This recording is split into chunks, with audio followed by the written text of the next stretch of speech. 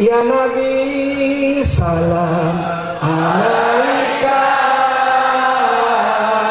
ya Rasul salam alaika. Takbir. Illallah wallahu akbar. Subhanallah walhamdulillah wa la ilaha illa Rabbal baraya astaghfirullah minal khataya subhanallah. Astaghfirullah Rabbal baraya astaghfir Rabbal baraya astaghfirullah minal khataya subhanallah alaihi wasallam sallallahu alaihi wasallam.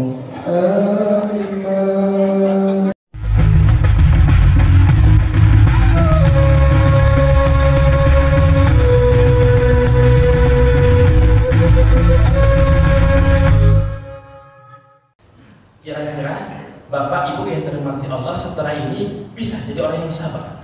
Insya Allah. Kena cipratan air kita lagi nunggu angkot, dicaci maki orang kita. Belajar dari Khalifah Abu Bakar As-Siddiq radhiyallahu anhu. Ketika baginda Rasulullah SAW datang ke kediaman Abu Bakar As-Siddiq, tiba-tiba datang orang Badui menghampiri Abu Bakar. Dicaci maki Abu Bakar dengan kata-kata yang menyakitkan. Tapi sedikit pun Abu Bakar tidak menggubris cacimakian tersebut. Dan ketahuilah saudara-saudariku, pada saat itu baginda Rasulullah tersenyum melihat sikap daripada Abu Bakar karena tidak membalas cacimakian itu. Karena merasa kurang puas. Orang Badui tadi pun datang untuk kedua kali dicaci maki dengan kata-kata yang lebih menyakitkan. Dan lagi-lagi Abu Bakar sedikit pun tidak bangkit daripada tempatnya. Dan ketika itu baginda Rasulullah bertambah tersenyum gembira melihat sikap daripada Abu Bakar As-Siddiq radhiyallahu anhu. Tapi ketiga kali pada saat si orang Badui tadi kurang merasa puas dengan apa yang dia lakukan, akhirnya ia pun datang ketiga kali dengan kata-kata yang lebih menyakitkan, dicaci maki Abu Bakar. Pada akhirnya Abu Bakar ini kan juga manusia biasa, sama seperti kita. Bahkan sekelas Abu Bakar saja masih bisa marah, apalagi kita. Tinggal bagaimana cara kita menyikapi dan mengontrol amarah kita. Bangkit Abu Bakar, dicaci maki orang Badui tersebut. Lantas hadirin jamaah yang dirahmati Allah, tahu tidak apa sikap daripada baginda Rasulullah? Rasulullah meninggalkan Abu Bakar tanpa sedikit pun mengucap salam kepada Abu Bakar As-Siddiq radhiyallahu anhu.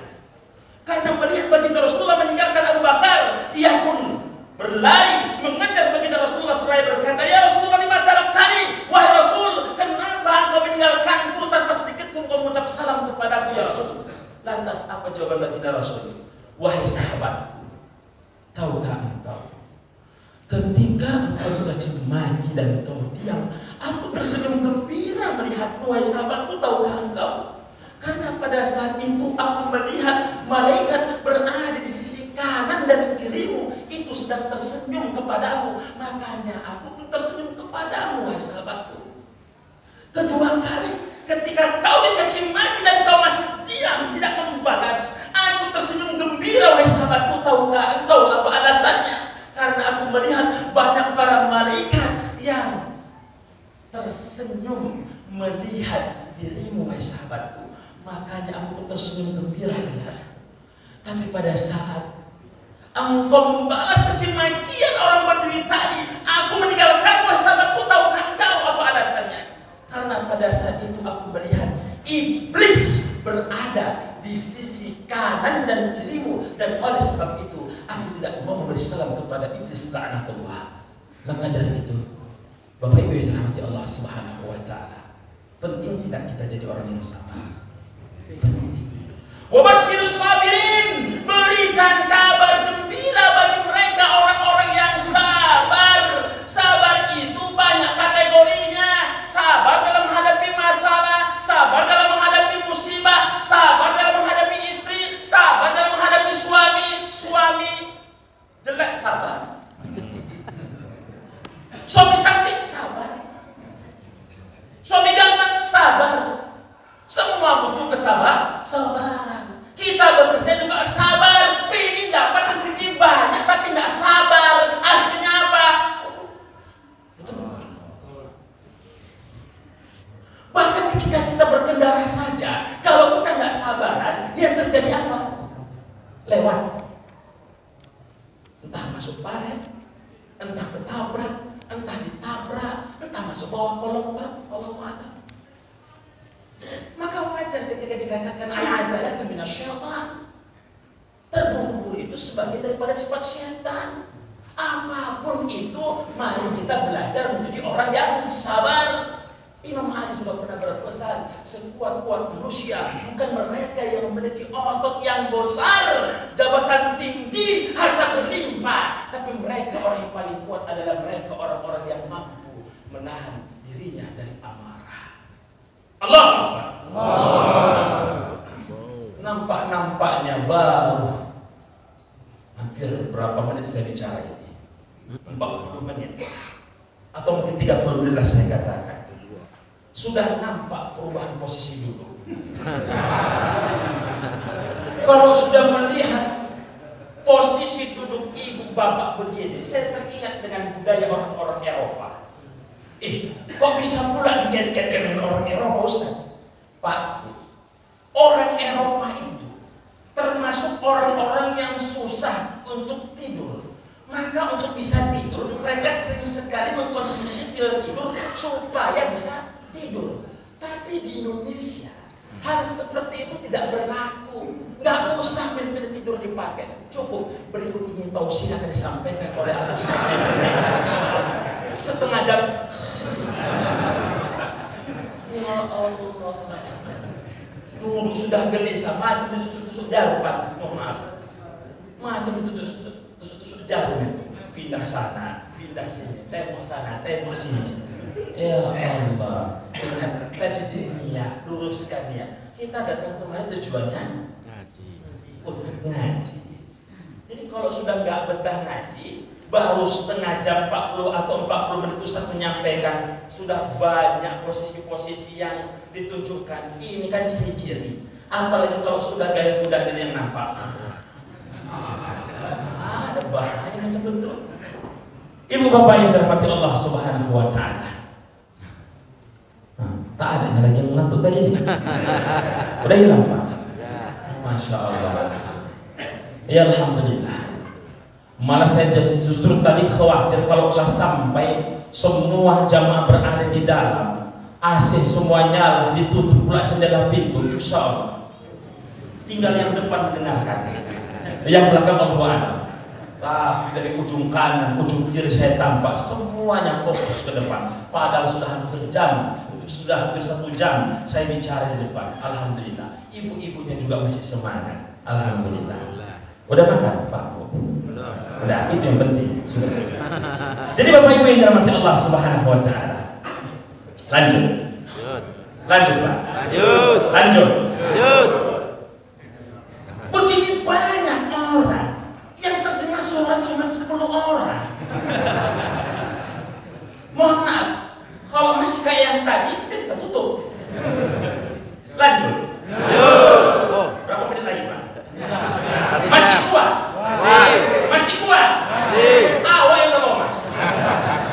Baik, Bapak Ibu yang dirahmati Allah Subhanahu wa taala. Itu poin yang pertama, Yuk kita latih diri untuk menjadi orang yang sabar. Bagaimana cara menjadi orang yang sabar, Ustaz? Bagaimana cara kita bisa mengontrol emosi ketika kita marah, Ustaz? Gampang caranya Bapak Ibu. Rasulullah itu sudah mengajarkan kepada kita, kalau dalam keadaan berdiri engkau marah, maka duduk. Lagi ngomel-ngomel, duduk kita. Jangan kalau masih ngomel-ngomel, terbaring kita. Terbaring. Begitu diajarkan Rasul. Sembari istighfar, mohon ampun, astagfirullah, astagfirullah. Masih marah kita, silakan ke kamar mandi, wudhu. Lagi wudhu masih ngomel-ngomel, itu kan ada pom, itu kan ada ember, itu kan ada mandi sekali jadi nyemplung ke dalam. Orang masih marah-marah lagi. Yang hebat lah itu marah nggak ada berhentinya. Apalagi kita laki-laki, Pak, janganlah pula sama seperti perempuan. Kalau perempuan kadang marah sekarang, insya Allah sampai malam berlanjut. Maka jangan mulai. Jadi tipsnya Bapak, kalau istri marah, kuncinya satu, diam. Semakin kita balas, semakin kita membela diri, semakin panjang urusannya. Tapi terkadang sama istri juga beda. Udah awak diam, Bapak diam aja. Ya begitu ya sudah, pergi saja diam. Panjang urusannya kalau ngadepin istri marah. Itu tipsnya. Itu tipsnya. Nah, beda dengan ibu. Kalau bapak marah, rayu-rayu lah. Nah, itu paham ibu lah. Jadi bapak ibu yang dirahmati Allah Subhanahu wa ta'ala. Itu tadi yang pertama. Dari tadi yang pertama, kami yang kedua Ustaz. Baik, yang kedua. Bapak ibu yang dirahmati Allah Subhanahu wa ta'ala. Hikmah kedua dari kisah yang baru saja kita dengarkan adalah ta'awanu 'alal birri wat taqwa wa la ta'awanu 'alal itsmi wal 'udwan. Saling tolong menolonglah kita dalam hal kebajikan. Saling tolong menolonglah kita dalam ketakwaan dan tidak untuk sebaliknya. Jangan saling tolong menolong dalam perbuatan dosa dan pelanggaran. Jangan pula awak nolong sawit, tolong ambilkan itu nanti. Aman, bagi-bagi kita. Aja. Main judi tolong menolong. Coba aku tengok-tengok dulu di sana, mana tahu curang pula orang itu kan. Ya Allah ya Allah. Kira-kira masalah tidak seperti itu. Tapi dikatakan saling menolong di sini adalah kita dituntut untuk saling mengingatkan saudara-saudari kita. Mana saudara kita yang susah bantu? Inilah tujuan silaturahim kita. Dari silaturahim inilah timbul yang namanya faidah. Setidaknya kita bisa saling bertanya, tegur sapa. Mana tahu ada saudara-saudara kita yang belum bekerja, kebetulan perusahaan kita lagi butuhkan pekerjaan, bisa kita mintakan beliau untuk mengisi perusahaan kita. Makanya kata Rasulullah SAW, man arada ayyushafa fi rizqihi wa yusalahu fi atharihi falyasil rahimah. Barang siapa yang ingin diperpanjang umurnya, diperbanyak rezekinya, maka banyak-banyaklah menyambung silaturahim. Ini tanpa sadar kita sudah melakukan apa yang telah diajarkan oleh baginda Rasulullah SAW. Menyambung silaturahim itu memperpanjang umur dan memperbanyak rezeki. Tapi kalau bisa, ketika kita datang ke rumah saudara-saudari kita, bawalah buah tangan. Jangan datang tiap hari apapun tak bawa. Modal-modal badan lu. Cuman berharap nanti disuguhkan ini dan itu. Salah begitu. Bapak Ibu yang dirahmati Allah Subhanahu wa ta'ala. Lihat saudara-saudara kita yang ada di samping kanan kiri kita. Siapa dari mereka yang butuh bantuan, tolong mereka, bantu mereka. Wa'tasimu bihablillahi jami'an wa la tafarraqu. Tetaplah kita berpegang teguh pada tali Allah, pada agama Allah Subhanahu wa ta'ala, wa la tafarraqu, dan jangan kita berpecah belah. Inilah sekarang yang telah dialami oleh umat Islam.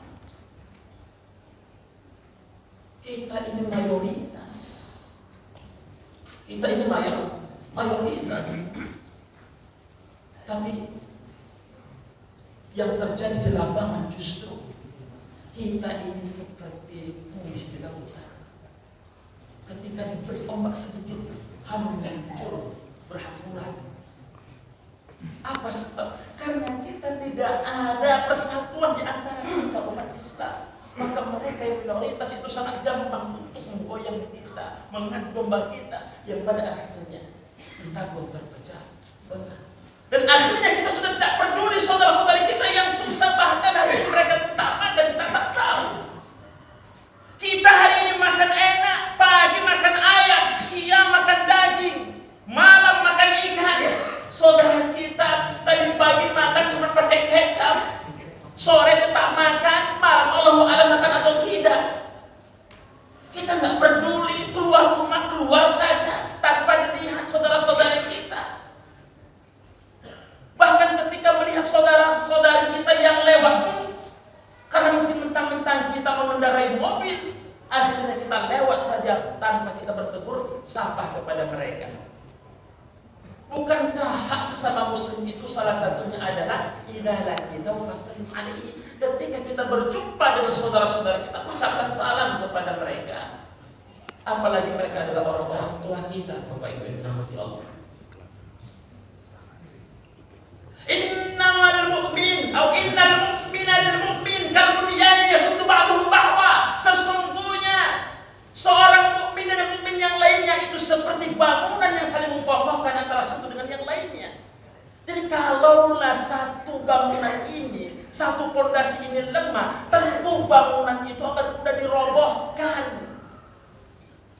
Kita nggak bisa kepada saudara-saudari kita yang fakir, yang miskin, memberikan nasihat kepada mereka, sabar, semua ada hikmahnya. Dia lapar, bukan nasihat sabar yang dia butuhkan, tapi kita berikan apa? Berupa nasi, berupa lauk pauk ataupun beras berapa kilo, barulah kita berikan kepada beliau nasihat. Memang betul tujuan kita berdakwah mengingatkan, tapi kita harus lihat kondisi siapa orang yang kita dakwahin. Begitu juga dengan saudara-saudari kita.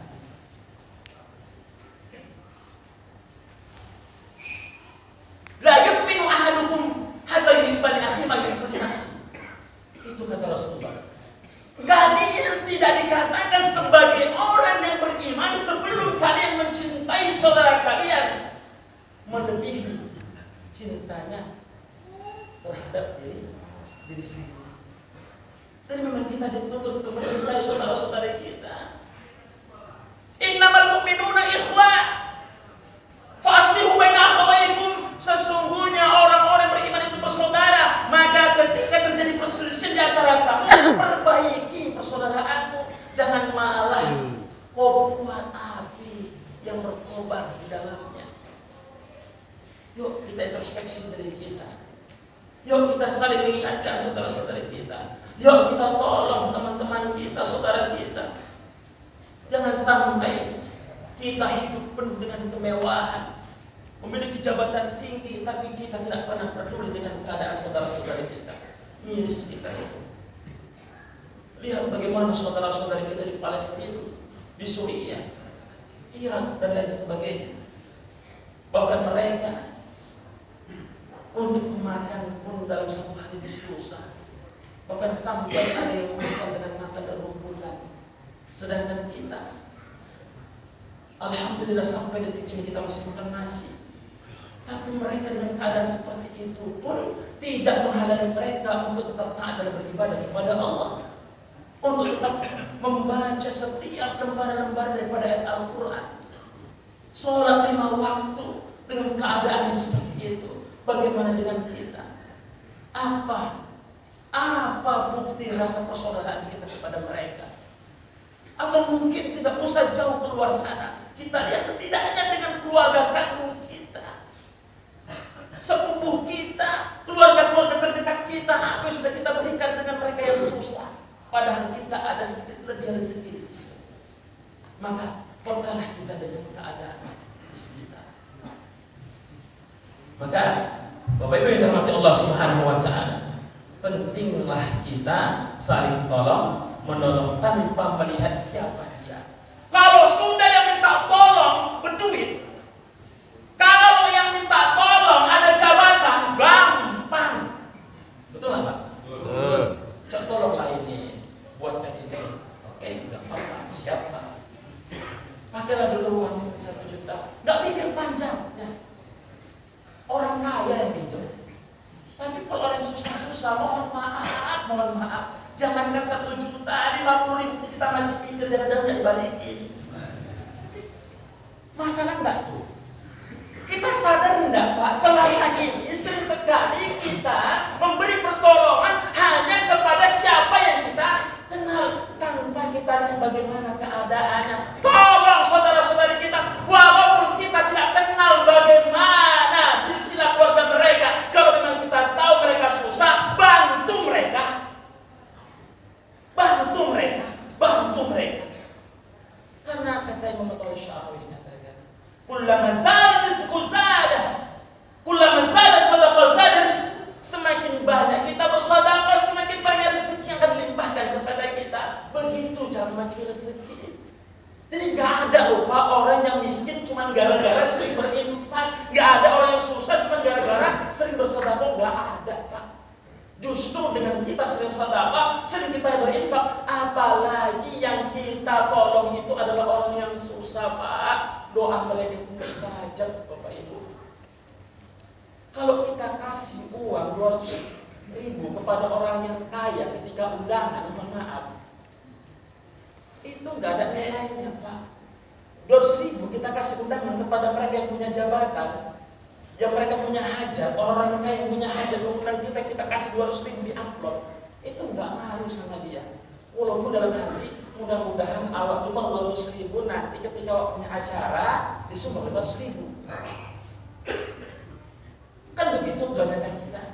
Sering sekali kalau sudah orang yang berduit mengundang kita, orang yang punya jabatan mengundang kita, sering kita isi amplopnya jumlahnya besar. Apa? Karena kita punya harapan kelak ketika kita punya acara, dia juga datang dan memberi amplop yang lebih besar. Tapi kepada mohon maaf orang yang miskin, 200.000 kita sumbang ke mereka, ya Allah senangnya bukan main. Memang kita tahu kalau beliau nyumbang itu kadang pun tak nyumbang. Kalau penyumbang mungkin cuma goceng misalnya. Tapi ketika kita berikan 200.000 kepada mereka, ya Allah Pak, kita buat lagi nama kita di situ, didoakan kita. Itu sangat bermanfaat bagi mereka. Maka tolong pola kita yang selama ini salah dirubah. Bisa kira-kira Bapak Ibu? Ini nampaknya tahan tak taunya sudah nunduk semua ini. Jadi Bapak Ibu yang dirahmati Allah Subhanahu wa taala, maka kalau sudah banyak yang nunduk ini, saya selalu penceramah harus paham sama kode. Ini kan sudah di kode ini kelamaan bisa. Baik, sedikit lagi satu lagi. Yang terakhir, biar pas 3. Wal 'afina 'anil nas. Memaafkan kesalahan saudara-saudara kita. Memang memaafkan itu perkara yang sulit dibandingkan meminta maaf. Tapi ketika kita mampu memaafkan kesalahan-kesalahan saudara kita, maka kita menjadi mulia di sisi Allah Subhanahu wa taala. Maka orang yang dikatakan sebagai golongan orang-orang bertakwa adalah mereka orang yang mau memaafkan kesalahan saudaranya. Bukan orang yang minta maaf, tapi orang yang mau memaafkan kesalahan saudaranya. Maka dari sekarang gak usah nunggu sampai bulan Syawal baru minta maaf. Ya kalau masih hidup. Kita gak ada yang tahu 1 jam setelah ini, 2 jam setelah ini, 1 minggu ke depan kita gak tahu siapa yang lebih dulu dipanggil. Karena yang saya tahu kita ini semua menunggu nomor antrian. Bisa saja nanti setelah ini ternyata besok sudah tidak kabar. Apa kabarnya? Innalillahi. Siapa itu yang kemarin tidur ketika dengerin tausiah? Coba aja tidur. Tidak tahu. Siapa tahu lusa ternyata bapak yang tadi ketika ustadznya itu memberi tausiah sih ngomong saja. Kok nggak kedengaran suara bapak itu? Udah innalillah. Kenapa? untuk memberikan tausiah. Nah, cobalah Bapak. Tausiah, ngomong sendiri. Allah alam bisawab, kita tidak ada yang tahu. Jadi Bapak Ibu yang dirahmati Allah Subhanahu wa taala, sebelum hari itu datang, sebelum malaikat Israel itu menjemput setiap ruh kita, dari sekarang minta maaf. Kita yang sudah minta maaf, sedangkan orang yang kita minta maafkan dia tidak memaafkan, maka tinggal urusan dia sama Allah Subhanahu wa taala. Hati-hati Pak. Kita yang bersalah tadi ini, kita minta maaf. Lantas orang yang kita minta maaf ini tidak memaafkan kita, urusan dia sama Allah. Yang penting kita sudah aman. Jangan gengsi untuk meminta maaf. Jangan sampai untuk meminta maaf saja kita gengsi, apalagi sampai memberi maaf. Maka itulah pentingnya kita saling memaafkan. Jangan tunggu sampai bulan Syawal. Dari sekarang salam orang tua kita kalau memang kita punya salah. Salam saudara-saudara kita kalau memang kita punya salah. Enggak terhina kita kok Pak kalau kita minta maaf. Enggak. Justru disitulah letak sifat daripada orang-orang yang beriman tadi. Mau minta maaf dan mudah memaafkan. Loh, Allah Subhanahu wa taala, kalau seandainya seluruh langit dan bumi ini berisikan dosa-dosa kita, Allah masih ampuni. Kalau kita memohon ampun kepada Allah, cuma satu yang Allah tidak ampuni, apa itu? Syirik. Allah saja masih mau mengampuni kita dengan dosa-dosa yang banyak kita lakukan, apalagi kita manusia. Sehebat apa sih kita sehingga kita itu merasa keras hati? Setinggi apa sih jabatan kita sampai kita sedemikian rupa untuk memaafkan kesalahan saudara-saudari kita? Rasulullah itu kekasih Allah, maksum, dosanya diampuni oleh Allah, sudah terjamin surga firdaus untuk Rasulullah. Tapi beliau juga bukan orang yang enggan untuk meminta maaf, dan bukan orang yang enggan untuk memberikan maaf. Bagaimana ketika baginda Rasulullah berdakwah pada orang-orang Taif, dilempar dengan batu, dicaci maki, diludahi. Bahkan malaikat itu bertanya, menawarkan kepada baginda Rasul, ya Rasul, kalaulah engkau sudah mengizinkan saya untuk menggulingkan gunung ini ke penduduk Taif tersebut, akan saya gulingkan, akan saya lemparkan ya Rasul. Tapi apa jawaban Rasul? Innahum la ya'lamun, sesungguhnya mereka itu tidak tahu. Rasulullah doakan agar mereka mendapat hidayah. Begitu juga dengan kita. Apapun kita banyak mengaji, setiap hari kita mengaji, setiap subuh kita mengaji, kalau ternyata implementasi itu tidak ada. Maka Bapak Ibu dirahmati Allah Subhanahu wa taala, mudah-mudahan dengan apa yang kami sampaikan pada kesempatan pagi berbahagia ini dapat menambah khazanah keislaman kita dan tentu menjadikan kita pribadi yang lebih bertakwa kepada Allah Subhanahu wa taala. Karena semakin panjang pun awak menyampaikan, kalau saya lihat ini matahari sudah mulai tinggi, panas juga sudah semakin ke dalam, akhirnya bapak-bapak tak konsentrasi. Kalau sampai setengah jam lagi saya ngomong, khawatirnya masuk kanan keluar kiri atau ngawang-ngawang di atas. Tapi mudah-mudahan tidak. Demikian saja. Mohon maaf atas segala kekurangan kesalahan. Billahi taufiq wal hidayah. Wassalamualaikum warahmatullahi wabarakatuh.